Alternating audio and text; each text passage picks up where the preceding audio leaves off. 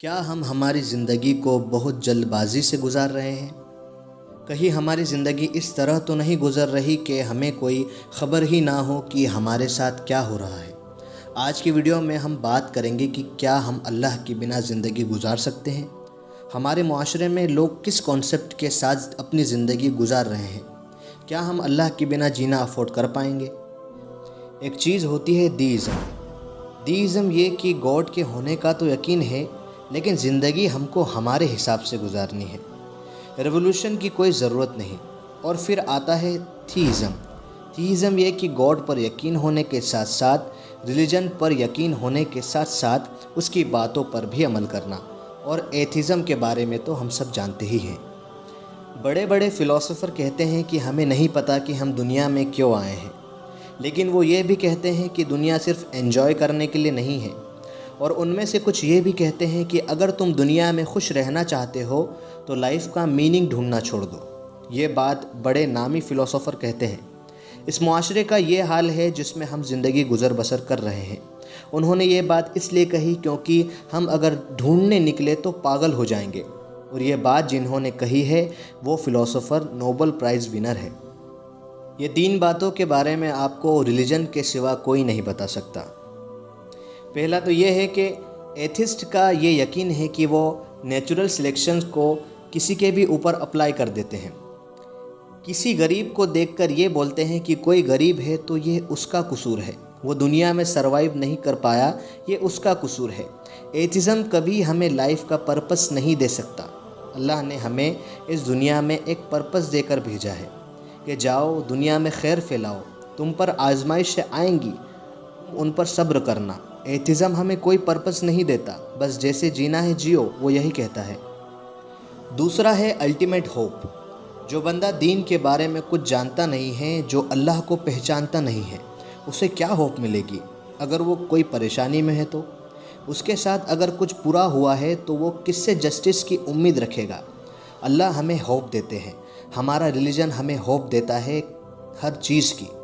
आज कोई बंदा अपनी बीमारी लेकर डॉक्टर के पास जाए और डॉक्टर उसे ये कह दे कि आप जिस बीमारी से सफ़र कर रहे हो तो करते रहो, मेरे पास इसका कोई जवाब नहीं। इसी तरह एथिज़म भी हमें यही कहता है कि बस जो भी दुनिया में हो रहा है बस हो रहा है, इसका कोई आंसर नहीं है। दुनिया में जो भी हो रहा है वो अल्लाह की मर्ज़ी से नहीं होता, बल्कि अल्लाह की इजाज़त से होता है। ज़िना अल्लाह की मर्ज़ी से नहीं होता। कुछ चीज़ें, कुछ आमाल अल्लाह की बारगाह में जाते हैं तब जाके अल्लाह ताला इजाज़त देते हैं। हम सोचें कि हमारी सगी माँ हमको कभी कोई तकलीफ़ नहीं पहुँचा सकती, तो फिर अल्लाह तो हमसे, हमारी माँ से भी इन्फानाइट टाइम ज़्यादा मोहब्बत करता है, वो हमें कैसे जहन्नम में डालेगा?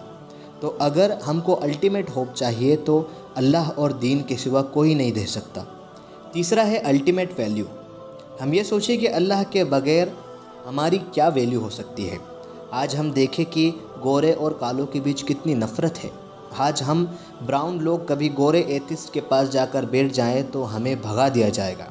हुज़ूर सल्लल्लाहु अलैहि वसल्लम हज़रत बिलाल हबशी रज़ियल्लाहु अन्हु को कितनी वैल्यू देते थे, कितनी अहमियत देते थे अपनी ज़िंदगी में।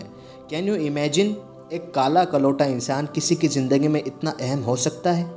आप गोरे हैं, काले हैं, बादशाह हैं, ग़ुलाम हैं, इससे अल्लाह की नज़रों में आपकी वैल्यू नहीं होती। आप मुत्तकी हैं, परहेज़गार हैं, इस वजह से आपकी वैल्यू है अल्लाह के पास। फिर भी हम दुनिया से उम्मीद लगाते हैं कि कोई मेरे काम आ जाए। दुनिया में आज इंसान से ज़्यादा तो पैसे की वैल्यू है। पैसे की वैल्यू है, उसके बाद इंसान की वैल्यू है। और जिस दुनिया ने हमको धोखे में डाल रखा है, उस दुनिया की भी कोई वैल्यू नहीं है अल्लाह की नज़र में। आज अगर कोई नौजवान बुरे कामों में नहीं लगा हुआ है, फ़ोन पर बुरी चीज़ें नहीं देखता है, तो उससे अपने लिए दुआ करवाइए।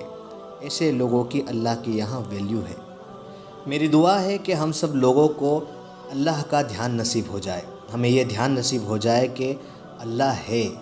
हमें ये यकीन हो जाए कि अल्लाह ही सारी दुनिया के निज़ाम को चलाने वाला है। हमें ये यकीन हो जाए कि हुज़ूर सल्लल्लाहु अलैहि वसल्लम इस दुनिया में आए थे, वो हमें कुछ बता कर गए थे। मैं उम्मीद करता हूँ कि आप लोगों को ये वीडियो पसंद आया होगा। अगर वीडियो पसंद आया है तो वीडियो को लाइक करें और शेयर ज़रूर करें ताकि दूसरे लोगों तक भी ये बात पहुँचे।